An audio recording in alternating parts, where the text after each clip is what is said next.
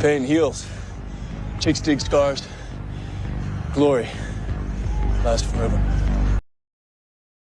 Dijonai Carrington loses her effing mind. DeWanna Bonner acts the fool, and the entire WNBA is having a mental breakdown right before our eyes with tomorrow's release of Christine Brennan's book. Welcome back to the channel. Thank you so much for being here. Appreciate all your support. Hope you're having a fantastic day. Shout out to the 19. Let's go and talk about this a little bit. So there was an article that was released that talked about some stuff with regard to Christine Brennan and the Dijonai Carrington incident. If in the playoffs that you may recall when Dijonai Carrington purposely, and yes, I stand by having analyzed it so many times, having played the game, seeing the way she moves her hand. Yes, I believe, in my opinion, okay, this is not anything that can ever be proved. Only Dijonai Carrington knows for 100%. But it is my belief, based on my experience in playing and watching and everything I saw, that Dijonai Carrington purposely went after Caitlin Clark's eyes with her fingernails, the same way J.C. Sheldon did. Now, of course, from that, quick reminder, you may remember that Christine Brennan, the Christine Brennan who has done more as a journalist for women's sports, who has achieved more herself, by the way. First, I'm not even going to go through all it, but she was like first. I don't want to get the paper wrong, but I know somewhere in Florida, maybe Miami, she was the first woman to cover sports and this and that back in the 80s. She's gotten tons of awards. She's had I don't know, charities or foundations set up and for female journalists and on and on. She's done more for women's sports than everyone attached to the WNBA combined ever. And look, this isn't even really about Christine Brennan. I'm defending her in this instance because she deserved it. I'm sure if I go back all through, and I'm not going to agree with everything about Christine Brennan ever says or does, and that would be weird. None of all you and I, those you, even the 19, all of you that support this channel, you don't agree with everything I said, but we can have conversations about it, and that's the point. But the WNBA has never had to deal with real journalists before, and it is causing some serious problems. So Christine Brennan, being the only real journalist around, actually asked Dijonai Carrington about whether she intentionally poked Caitlin Clark in the eye, and Dijonai Carrington gave ridiculous answers about that.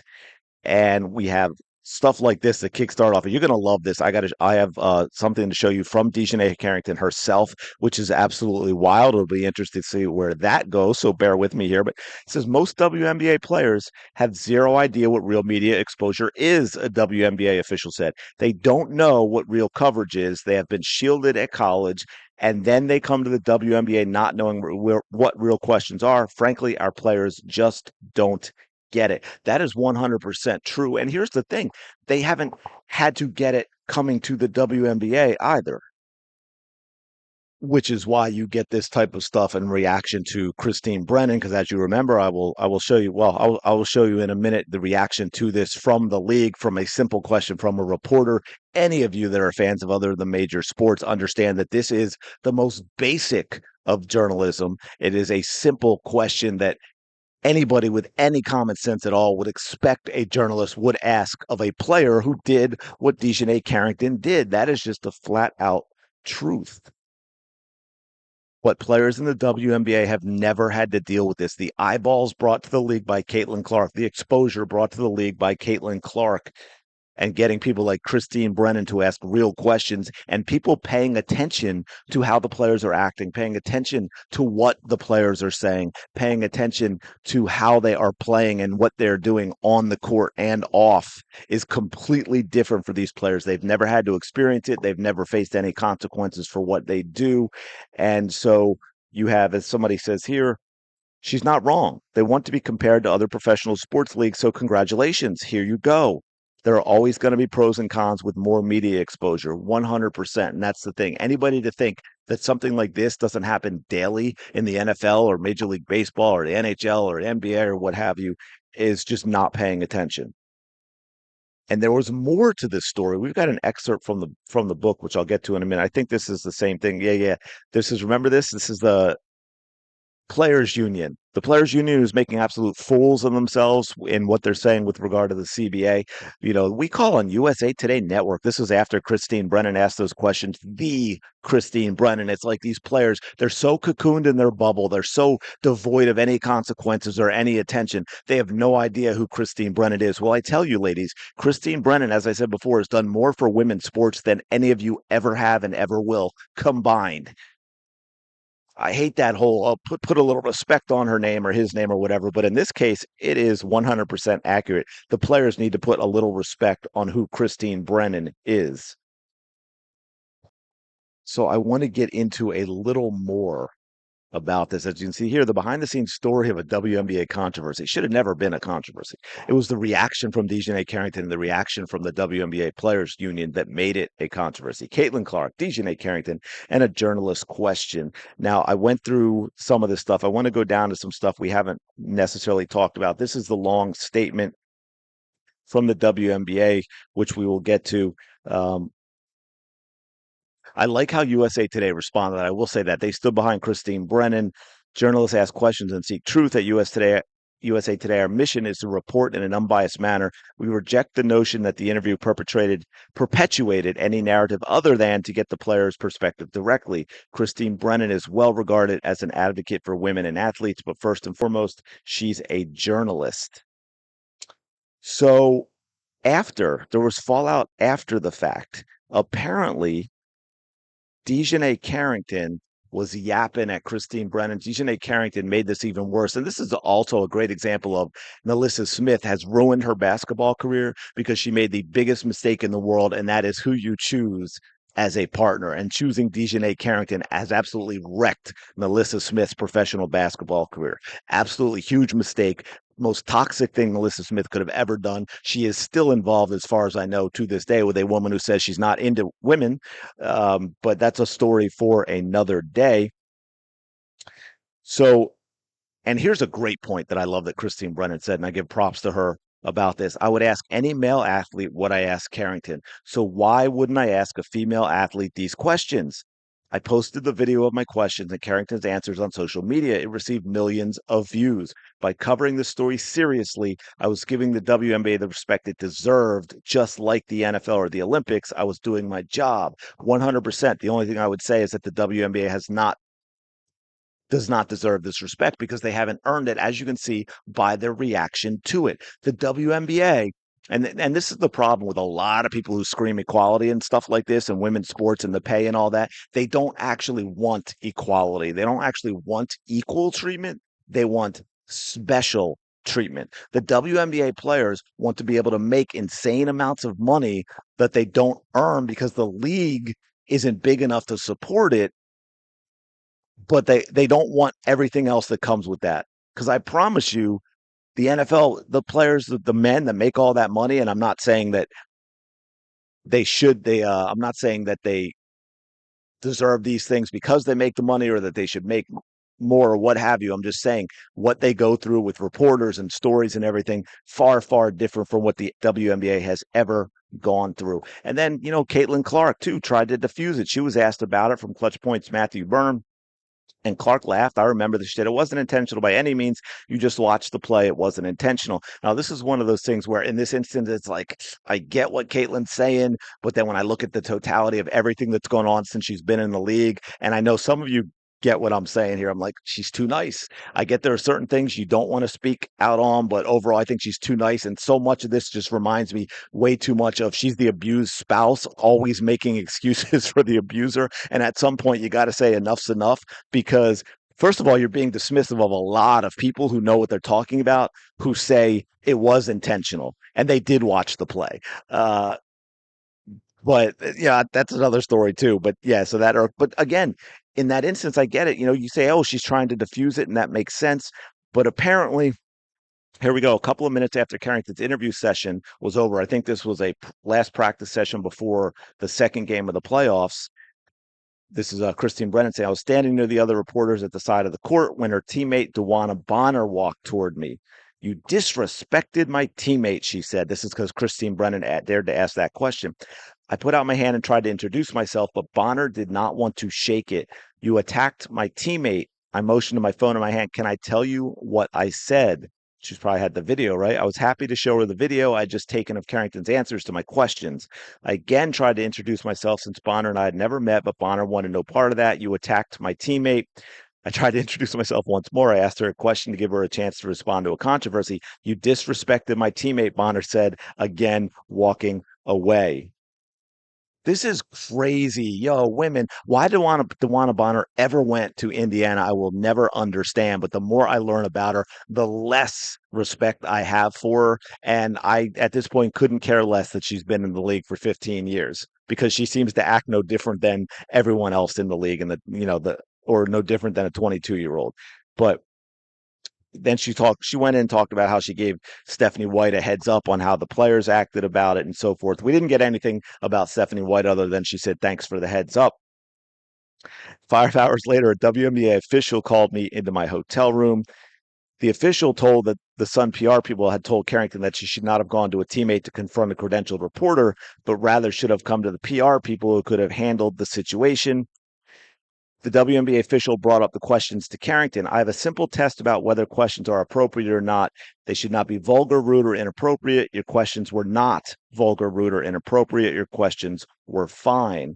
Unfortunately, most of our players have zero idea what real media exposure is. This is what I read at the beginning. They don't know what real coverage is. They have been shielded at college, and then they come to the WNBA not knowing what real questions are. Frankly, our players just don't get it. And to that point, and what I've said, they've until Caitlin Clark, they've always been shielded in the WNBA as well.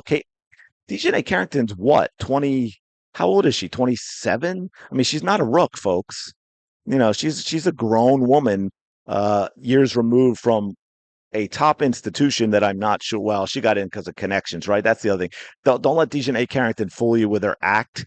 She's a rich private school girl, okay?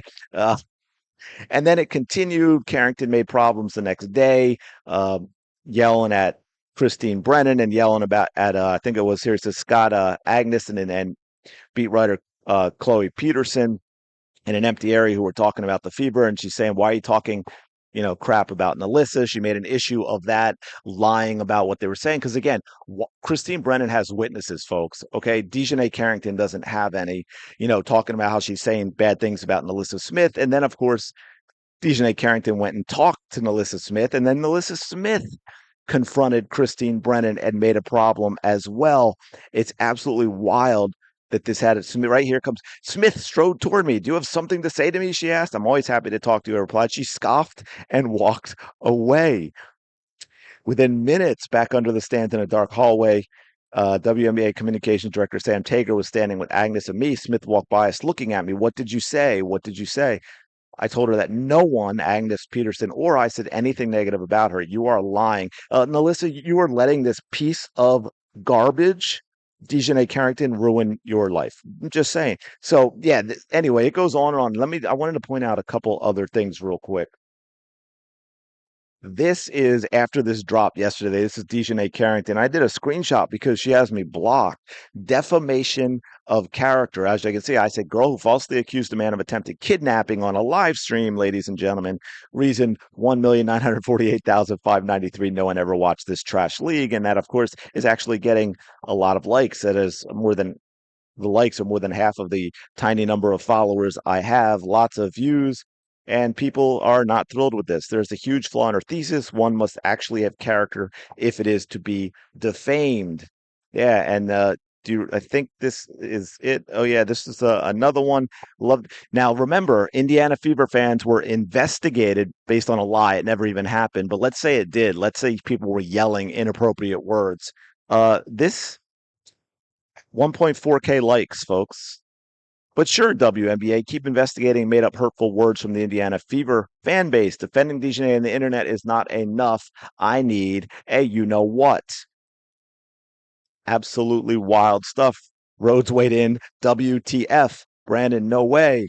So doing about these threats directed at a journalist who wrote a book about the WNBA. Does the safety of journalists who cover the league matter? And on and on. So this is the wild stuff that we deal with constantly, by the way. This is the WNBA fan base. Let's be clear. And just as a reminder,